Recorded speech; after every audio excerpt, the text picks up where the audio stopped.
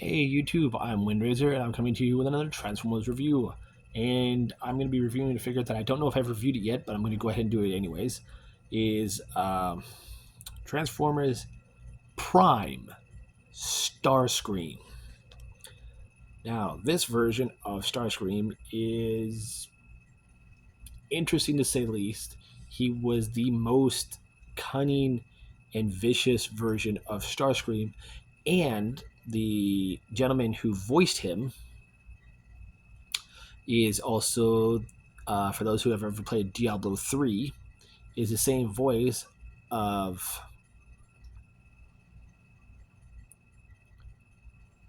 Countess Cool. Countess Cool, the sorcerer that you have to bring back from the dead by finding his head.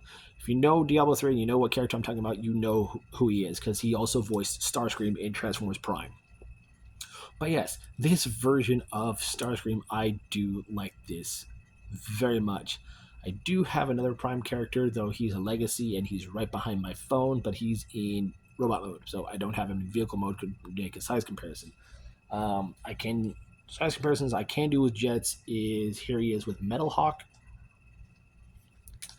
and here he is with Needle Nose, and here he is with Bumblebee Thrust.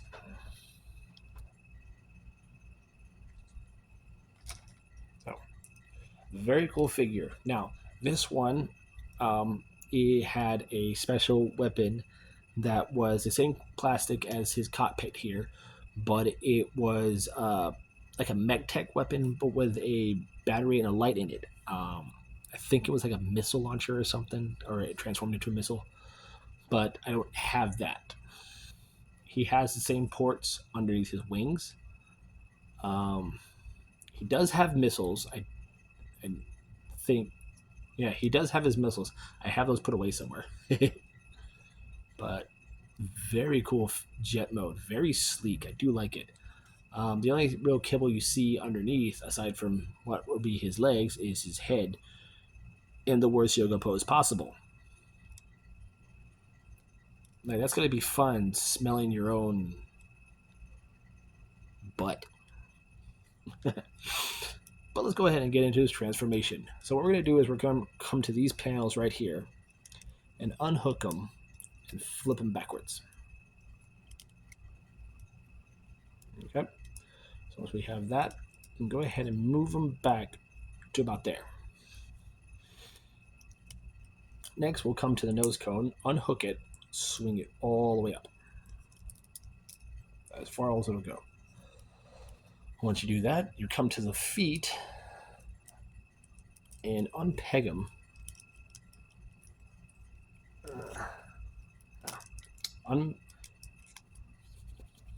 So instead of pulling them down, you're going to take this whole panel and unpeg it from the back fin. That way you can bring it down, rotate it all the way down. Or just move it out to the side and then rotate it. Sorry. So bring it to the side and rotate. Once you've done that, then you can bring them down along with the waist. And should tap into place. Right, it just kind of like sits there. Doesn't really thoop. Another dusty figure. Go ahead and take these rubbery, flimsy kneecap spikes, fold them up, come to the feet,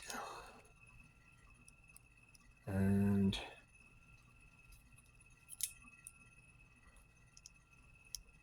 I don't remember how it's supposed to be, but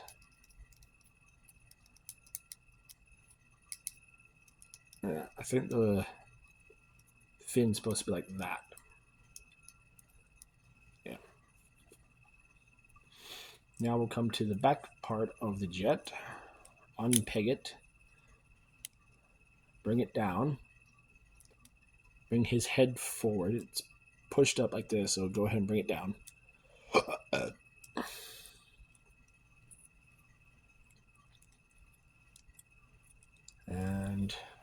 rotate this part of the arm.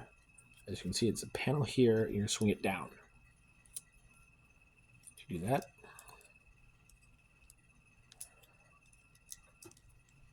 I should be able to swing that into place. So bring that down, swing around.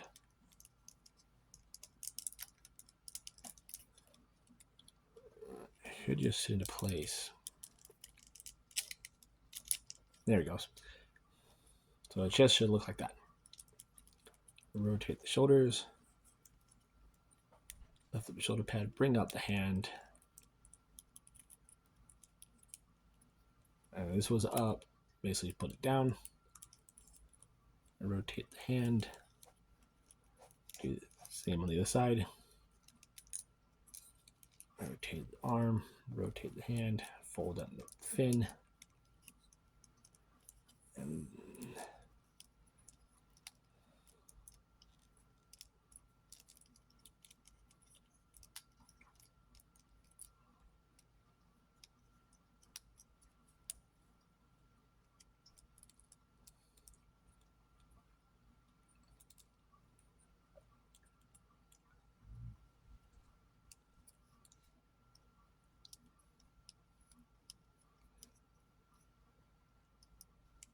there you go. And then we have Starscream in his robot mode. And I saw a meme on Facebook somewhere where it shows the Generation 1 Autobots and Decepticon characters, certain ones of like Bumblebee Prime, RC, Starscream, Megatron. With the Starscream one, it's funny. It has G1 saying what type of person he is and everything. And for this one, it says, I think I've contracted Energon tapeworm because he's so skinny. He looks very malnourished. I do, though, like how he looks. It is evil. It is menacing. And you can have the head any way you want, but his head's always like down like this. Like he's always hunched over. But I do love this version of Starscream. He was so menacing. And he was even more of a coward than his G1 self was. What I do like is the bits of clear purple here on the forearms. We have some of it in the chest as well as the top of the head, which is supposed to be for light piping, but his eyes are red. So this purple kind of gives me the distinction of dark energon flowing through him. So it's very cool. Hi, kitty. You want me to make you room for your bed? Here. Oh, okay. But yeah, posability. Like I said, the head is on a hinge, so you can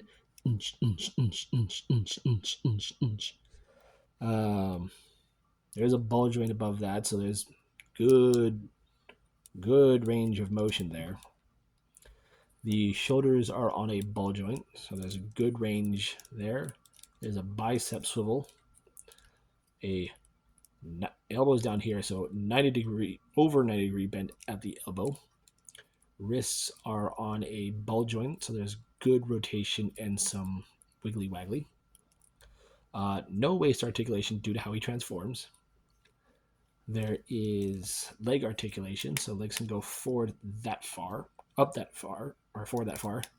They can go back that far, out that far.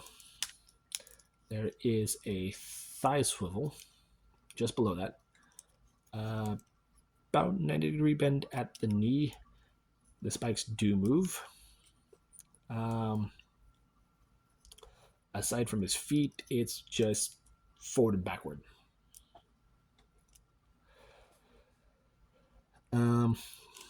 What I do like is that how his hands are. You can do his conniving walk where he has his hands behind his back and he's just walking and pacing menacingly through the corridors of their Decepticon flagship. That's the only thing I hate is that if you move the shoulders enough, the chest plate will come undone. Here he is next to his other Prime brethren, and this is the updated version of Skyquake, or no, Dreadwing. I've seen Skyquake. I want to get him, but I haven't had a chance to. But yes, very nice figure. Like I said, I don't have his giant mech techy weapon thingy. Um, like I said, it's either in storage with all the other Transformers I have, or it's just poof, it's just gone. Um, Coloration wise, aside from the blue, which is the thrust exhaust, he does have a bit of blue in his tummy and some details in there. I like the nice red menacing here eyes here on his chest, makes him look like he has a face in his torso. The silver on the thighs. All around cleans up very well. Just the nose cone just sits on his butt.